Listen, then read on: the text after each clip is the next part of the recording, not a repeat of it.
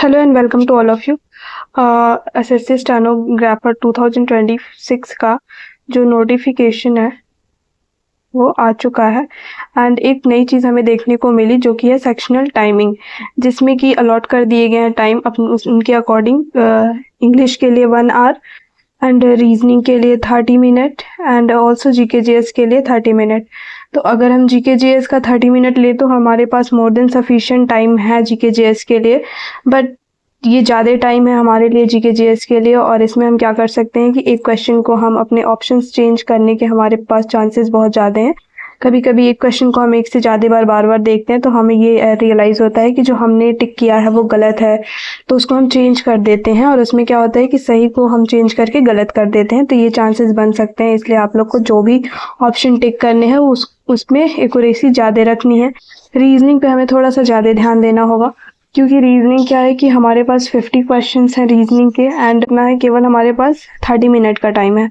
तो इसके लिए हमें उस पर वर्क करना है, बार बार प्रैक्टिस करने हैं, मॉक्स देने हैं, ताकि हम अपने नंबर रीजनिंग के इंक्रीज कर सकें। और इंक्रीज क्या करना है, उसमें हमें बस नंबर ऑफ क्वेश्चंस अटैम्प्ट करने की कोशिश करनी है कि जो भी करें हम एक्यूरेट करें और ज़्यादा से ज़्यादा क्वेश्चंस को अटैम्प्ट कर सकें।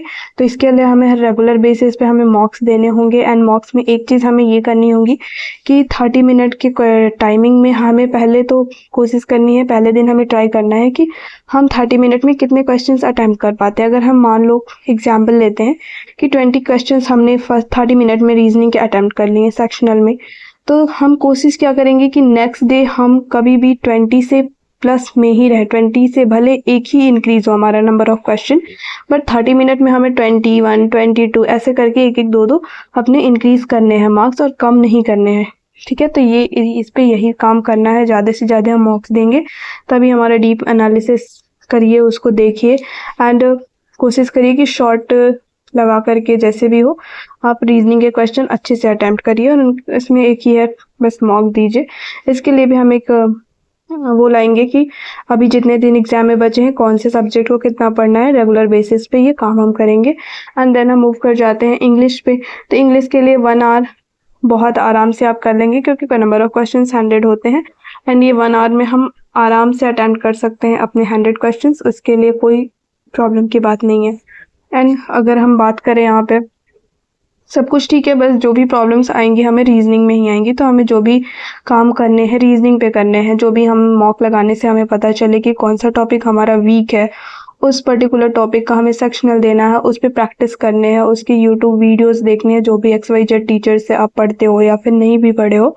लेकिन अगर आपको कोई सजेशन दे रहा है कि ये पर्टिकुलर टीचर जो है उनके एक्सप्लेनेशंस अच्छे होते हैं, तो आप गो थ्रू कर सकते हो उसको और जा कर के वहाँ से पढ़िए, आप उसका देखिए कि उनका मेथड क्या है। अगर इजी वे में हो जाते हैं क्वेश्चन तो देन वेल एंड गुड, आप उनको प्रेफर कर सकते हो। ठीक है, इसमें यही करने हैं, सेक्शनल दीजिए एंड बार बार जो भी वीक टॉपिक है उस पर काम करने की ज़रूरत है रीजनिंग में। एंड GK अब हमारे पास उतना टाइम नहीं है कि कोई भी चीज़ हम डिटेल में पढ़े स्टार्टिंग से। तो क्या करेंगे, मेरे पास मेरे कुछ नोट्स हैं जिनको मैं शेयर करूँगी, एक एक दो दो चार टॉपिक कर करके, जो कि मैं GK की से रिलेटेड जो भी इंपॉर्टेंट टॉपिक्स हैं उनको कवर करेंगे। मेरे पर्टिकुलर जो भी मेरे अपने नोट्स हैं, क्योंकि और जो कि ऑलरेडी मैंने दिखा दिया है, एक ऑलरेडी लेक्चर आ चुका है इसके रिगार्डिंग GK के। तो आपको जिस किसी भी टॉपिक में प्रॉब्लम होगी उनको हम पढ़ेंगे। GK में यही है, और जो भी नया भी है वो कोशिश करे कि सिलेबस तो जिसका हो गया है वो अपना रिवीजन ही स्टार्ट करेगा, बट जो अभी बीच में है वो भी फटाफट कोशिश करे कि जितना जल्दी हो सके अपना सिलेबस कंप्लीट करके प्रैक्टिस मोड पे आ जाए, क्योंकि अब उतना टाइम नहीं है। 2.5 मंथ्स हमारे पास है, जिनमें कि मान के चलिए तो 2 मंथ हमारे पास है, 2 मंथ्स है, इससे ज़्यादा नहीं है, क्योंकि थर्ड जो मंथ हमारा आएगा तो उसमें कभी भी एग्ज़ाम हो सकते हैं जुलाई में। तो उसके लिए हमारे पास इतना ही मान के चलिए कि केवल 2 मंथ्स हमारे पास टाइम है GK के लिए या फिर किसी भी सब्जेक्ट के लिए। इंग्लिश में क्या करना है, अब एक एक टॉपिक पे हम बातें करते हैं। तो इंग्लिश में हमें क्या करना है, इंग्लिश में जो भी 2026 के लिए प्रिपेयर कर रहा होगा, मैं इतना आशा करती हूँ कि उनका जो फाउंडेशन कोर्स है वो कंप्लीट हो गया होगा एंड वो सेक्शनल जो होते हैं टॉपिक वाइज एरर वो भी लगा चुके होंगे। तो आपको बस अपने वीकनेस पे वर्क करना है, जहाँ पे आपकी गलतियां हो रही हैं ज़्यादा से ज़्यादा मॉक दीजिए, टेबल मेथड से एनालिसिस करिए। ठीक है, टेबल मेथड से एनालिसिस करिए, उसको अपनी गलतियों पे वर्क करिए और उनको बार बार एनालिसिस करके फिर वो पर्टिकुलर टॉपिक जिसमें आप बार बार गलतियां कर रहे हो उसको फिर रिवीजन करिए। इससे आप अपने मार्क्स इम्प्रूव कर सकते हैं। एंड यूट्यूब पे बहुत सारे कंटेंट हैं, आप रानी मैम को प्रेफर कर सकते हो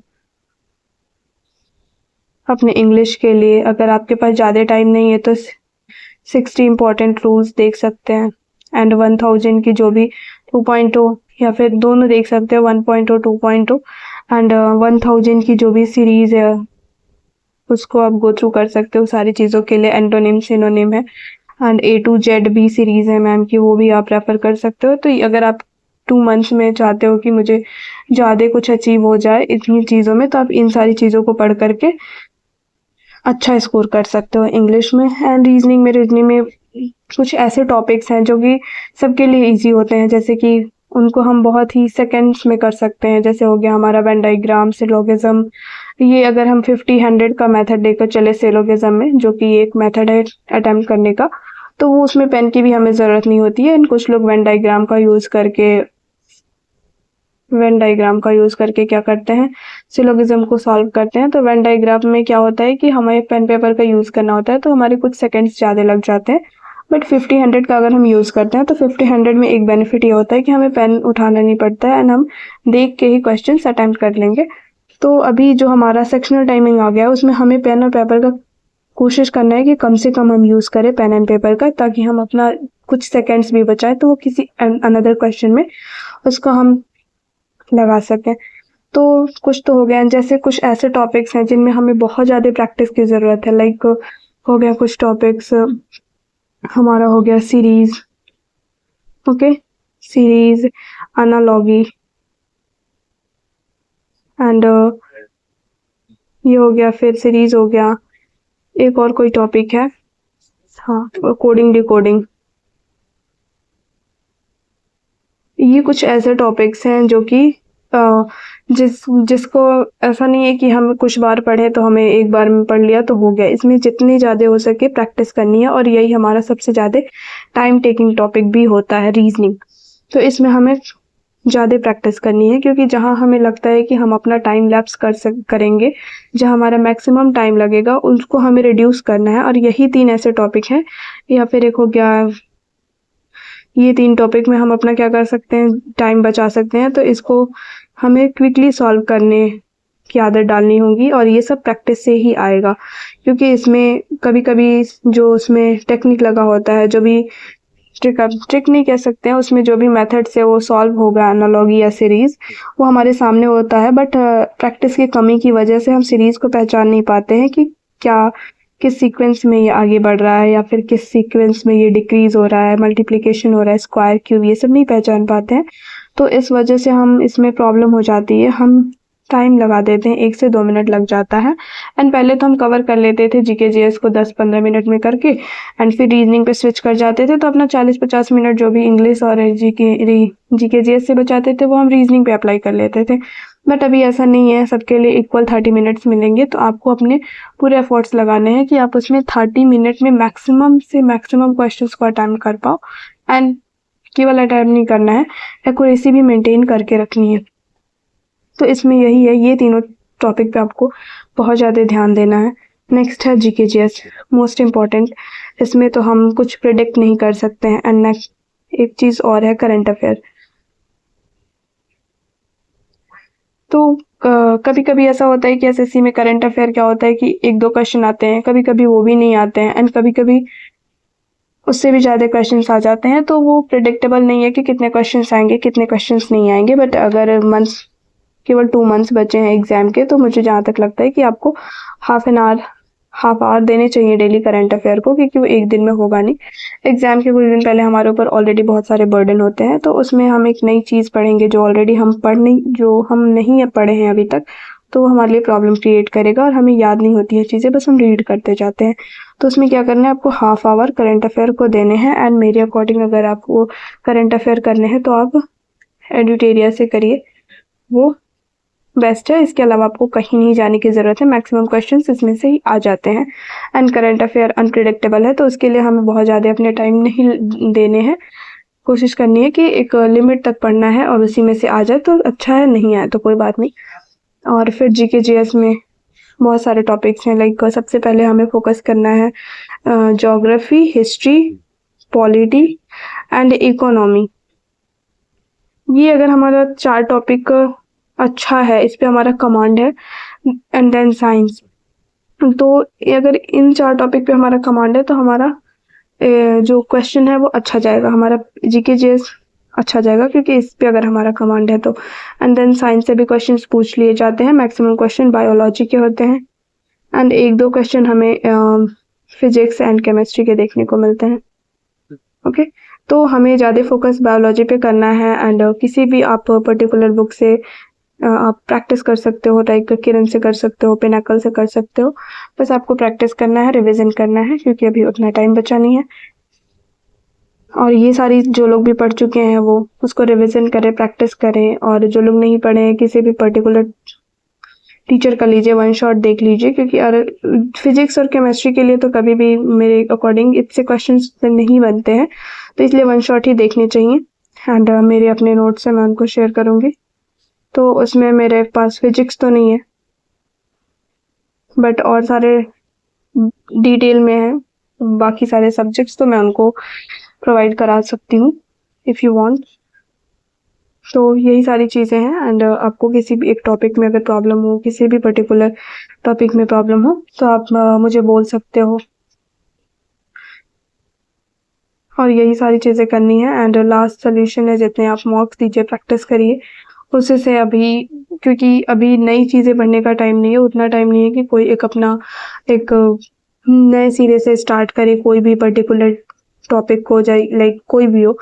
अब बस टाइम इतना है कि हम जो भी पढ़ चुके हैं उसको रिवीजन मोड में लाना है, रिवीजन करना है, बार बार रिवीजन करना है, क्योंकि उसी से हमारी चीज़ें जो होगी एकदम स्ट्रॉन्ग हो जाएंगी, हमारा कमांड हो जाएगा चीज़ों पे अच्छे से। एंड क्योंकि एग्जाम में वैसे भी हमें ऑप्शन में इतने कन्फ्यूजन्स होते हैं, और अभी तो टाइम भी सफिशिएंट मिल गया है, तो ऑप्शंस भी हम चेंज कर सकते हैं। तो हमारा अगर कमांड रहेगा किसी अपने सब्जेक्ट पे, तो ये हम श्योर रहेंगे कि नहीं यही आंसर होगा। तो अगर हम कंफर्म है, तो अगर एक ABCD आंसर है हमारा, अगर हम कंफर्म है तो भी हम ए ही लगाएंगे, दूसरी बार आएंगे तो भी हम ए ही लगाएंगे, अगर हम श्योर रहेंगे। अगर श्योर नहीं है तो हो सकता है पहली बार में ए लगाएं, दूसरी बार में बी लगा दें, फिर लगे कि नहीं सी भी हो सकता है। तो ये सारी चीज़ें नहीं करनी है, हमें जो भी चीज़ें पढ़नी है डिटेल में पढ़नी है, अच्छे से पढ़ना है। एंड रिवीजन ज़्यादा करने हैं, भले हम चीज़ें जो कम पढ़ें, ठीक है, भले ही हमारा जो कंटेंट है वो कम है, बट जो भी हम पढ़ें एकदम हमें सॉलिड पढ़ना है, ठीक है। सो यही सारी चीज़ें हैं। एंड अभी स्टार्ट करना है हमें। कल से हम क्या करेंगे, अपनी स्ट्रेटजी लाएंगे 160 डेज का, जिसमें कि क्या करेंगे हम डेली, कौन सा सेक्शन हमें इंग्लिश का करना है, कौन सा रीजनिंग का करना है, कौन सा जीके जीएस का करना है, ये मैं बताऊंगी। एंड 60 डेज के अंदर हम कोशिश करेंगे कि अपनी पूरे सिलेबस को एक बार रिविजन कर लें, ठीक है। एंड जीके जीएस मैं प्रोवाइड कराऊंगी, और बाकी चीज़ें भी मैं आपको बता दूंगी। अगर आपको अच्छा लगा तो वहाँ से आप कर सकते हैं। जीके जीएस में अगर आपको चाहिए होगा तो मेरे नोट्स से मैं बता दिया करूँगी, ठीक है।